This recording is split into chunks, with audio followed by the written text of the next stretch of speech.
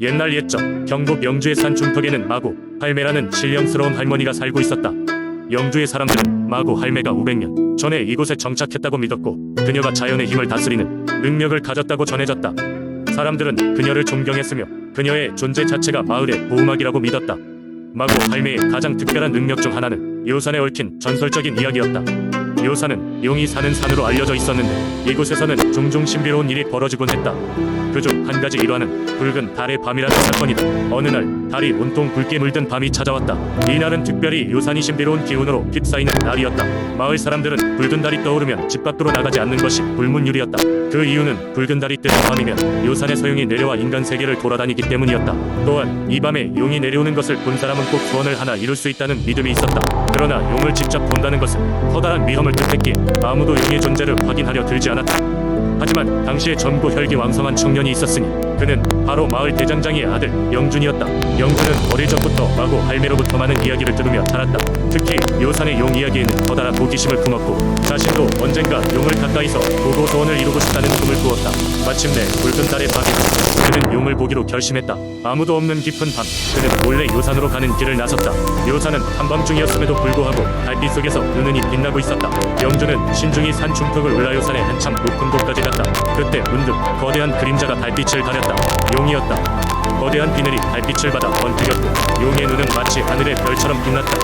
이 큰 존재를 본 영준은 처음에는 그 위험에 압도당했지만 곧 용의 눈동자가 따뜻하고 사람들이 두려워하던 것과는 다르다는 것을 느꼈다.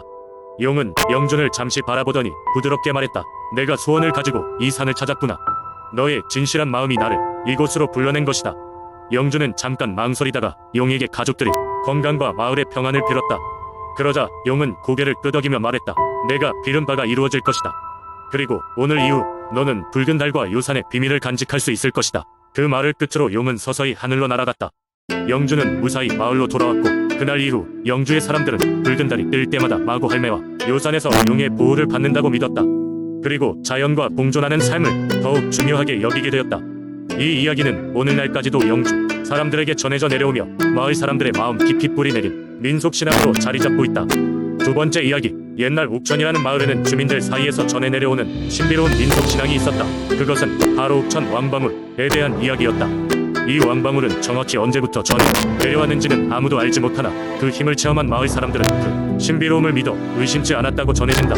이 왕방울은 다른 일반적인 방울들과 달리 손에 쥐면 묘하게 따뜻한 기운이 느껴졌다. 마을에서는 이 방울이 어떤 마음으로 울리느냐에 따라 다른 힘을 발휘한다고 믿었다. 슬픔에 잠긴 마음으로 울릴 때는 그 소리가 하늘에 다 비를 불러오고 기쁨으로 울릴 때는 풍년은 기원하는 소리가 난다고 한다. 마을에는 해마다 춘제라는 큰 축제가 열렸는데 이때 왕방울이 주인공으로 등장했다. 주민들은 축제 전날 밤 마을 회관에 모여 그들만의 특별한 의식을 치렀다. 왕방울을 손에 들어올려 서로의 마음을 나누며 그 해의 안녕을 기원했다. 이 의식은 매우 엄숙하고 신비로운 분위기 속에서 진행되었으며 방울 소리가 마을에 울려 퍼질 때마다 주민들은 마음속 깊은 곳에서부터 벅차오르는 감정을 느꼈다. 어느 해인가 마을의 한 젊은이인 준수가 오랫동안 왕방울을 울려보고 싶다고 결심했다. 그가 왕방울을 쥔 뒤 조심스럽게 조용히 흔들자 방울 소리는 그의 솔직한 마음을 반영하여 놀랍도록 맑고 청아하게 퍼져나갔다. 이 소리를 들은 마을 사람들은 깊은 감동을 받았고 그 순간 하늘에서 빗방울이 떨어지기 시작했다. 오랫동안 가뭄에 시달리던 마을에 단비가 내린 것이다. 주민들은 준수의 진정성 있는 마음과 왕방울의 신비로운 힘 덕분에 다시금 하늘의 풍요로움을 얻을 수 있었다고 믿었다. 이후로도 사람들은 왕방울이 마을이 중요한 의식에서 울거나 간절한 기도를 드릴 때 사용되었다. 신비로운 힘을 가진 왕방울에 대한 이야기는 세대를 거듭하며 전해 내려갔고 아직도 옥천 마을에서는 왕방울의 소리가 들려올 때면 모든 이가 걸음을 멈추고 하늘과 자신들의 마음을 하나로 연결시키려 했다.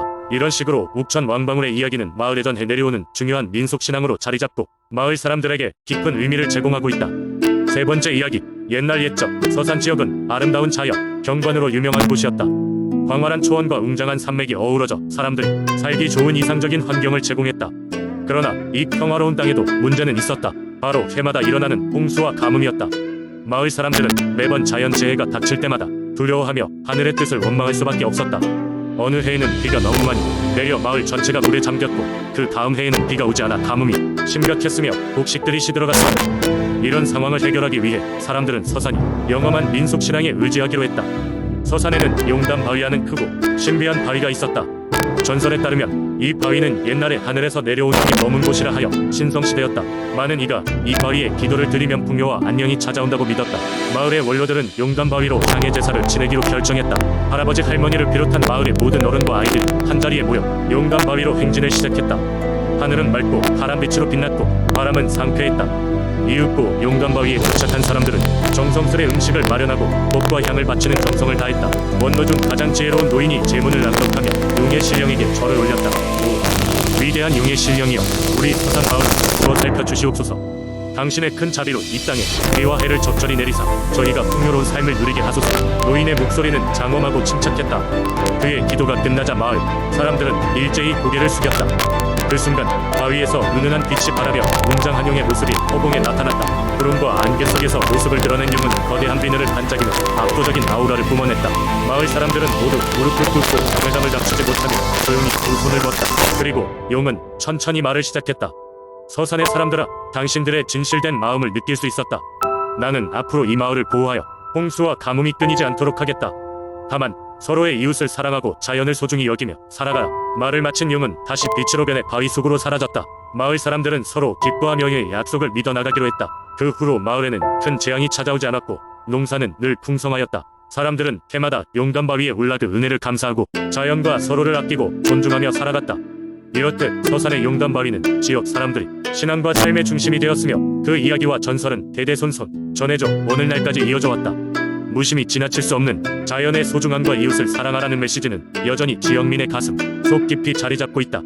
과거와 현재를 잇는 서산 민속신앙의 이 이야기는 우리가 자연과 조화를 이루며 살아가는 삶의 지혜를 가르쳐준다. 네 번째 이야기, 옛날 옛적 태안의 한 작은 마을에 할매바위라는 이름의 신령은 이 바위는 마을 사람들에게 수호신으로 불리며 그 신비로운 모습으로 인해 주민들과 외지인들 모두에게 특별한 존재로 여겨졌다. 할매바위는 태안 바닷가의 가장 높은 절벽 위에 위치해 있었는데 멀리서 보면 마치 고개를 숙이고 있는 할머니의 모습처럼 보였다. 할매바위에 얽힌 전설에 따르면 옛날 이 마을에는 한 부유한 상인이 살고 있었다. 그는 바다를 향해 장사를 하며 큰 부를 누리고 있었지만 늘 탐욕에 눈이 먼 나머지 마을 사람들을 돌보지 않는 인물이었다. 그의 재산이 더욱 커질수록 마을 사람들의 빈곤함도 깊어져갔다. 하루는 상인이 바닷가로 출항을 나섰다. 그날은 비바람이 심하게 몰아쳤고 마을 사람들은 그에게 경고했지만 그는 듣지 않았다. 이윽고 그는 무리하게 배를 몰고 바다로 나갔다가 큰 풍랑에 휘말리고 말았다. 상인은 어찌할 바를 몰라 절망에 빠져 소리쳤다. 누가 제발 나를 구해줘. 바로 그 순간 어디선가 신비한 힘이 그를 감싸며 말하였다. 나는 이 마을을 수호하는 영혼이다. 내가 마을 사람들을 버리고 탐욕에만 경도되어 이 지경에 이르렀으니 이제 너의 유일한 구원은 마을을 위한 선행이다. 상인은 그 목소리에 경악했지만 그제서야 비로소 자신이 잘못을 깨달았다.